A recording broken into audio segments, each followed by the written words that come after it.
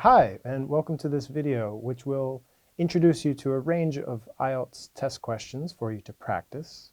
If you'd like, you can click on the other video to see my answers, which I will read, and the text will also be available. So either way, vice versa, as you prefer. Did you go on a picnic when you were a child? I grew up in a small town in the countryside, so sometimes my family would go on a picnic. There were small mountains and parks that we could enjoy. We'd usually bring sandwiches, chips, and soda. How often do you go on a picnic now? I probably go a few times a year. My favorite times would be early spring, when it's nice enough to be outside, and the end of summer, because it might be the last chance to comfortably relax outdoors. Where do you go on a picnic? The best place for a picnic in Seoul is along the Han River. Even though the riverfront is huge, on a nice day, you can find it hard to find somewhere to sit because so many people are also enjoying a picnic. You can bring your own food, but it's usually more convenient to order delivery. What's the difference between a picnic and cooking at home? The biggest difference is the logistics. When going on a picnic, you need to prepare everything in advance: ingredients, cooking equipment, condiments, plates, and cutlery. If you're not careful, it's easy to forget something essential, and then your picnic is ruined.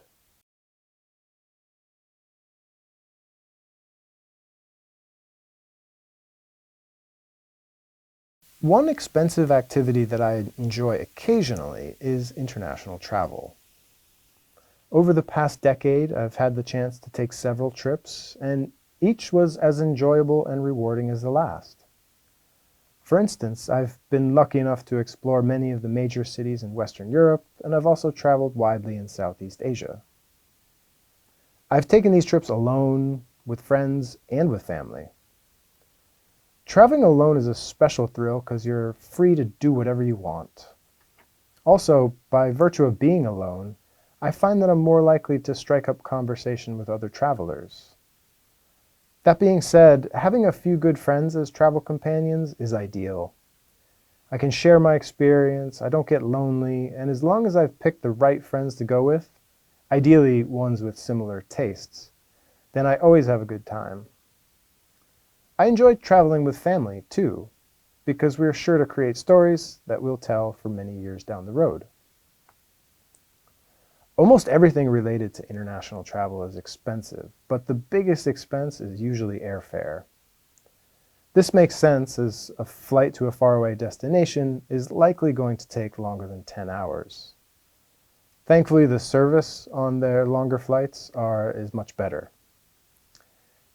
Beyond plane tickets, there are also hotels, meals, tours, and tickets to enter various attractions. In some parts of the world, for example, Western Europe, these costs can really accumulate. But when I've been to the developing world, hotels, food, and attractions are quite affordable. Either way, international travel requires some careful budgeting. While there are always challenges along the way, for instance, language barriers, visa processes, and long lines at popular attractions, at the end of the day, there are few things I like more than international travel. Everything's fresh and exciting. Around every corner there are sights I haven't seen, flavors I haven't tasted, and a lifestyle I haven't lived. If I ever won the lottery, I would do much more travel, but for now, it's only something I can do occasionally. What kind of expensive things do people like to buy? If we first consider expensive items that younger people tend to buy, I would say electronics and fashion. In both cases, they're likely trying to keep up with trends, and the latest smartphone or video game console or the hottest pair of boots are going to be expensive. From the perspective of older people, they might be more likely to buy even more expensive items like cars and luxury travel. What's the difference between women and men in buying things? I hesitate to generalize with such broad categories, but I would say that people buy things that relate to their needs and interests.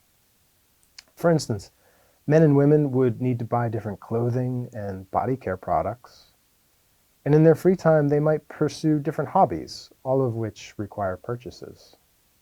What are the advantages and disadvantages about being rich? On the one hand, having a lot of money can provide financial security and a comfortable lifestyle.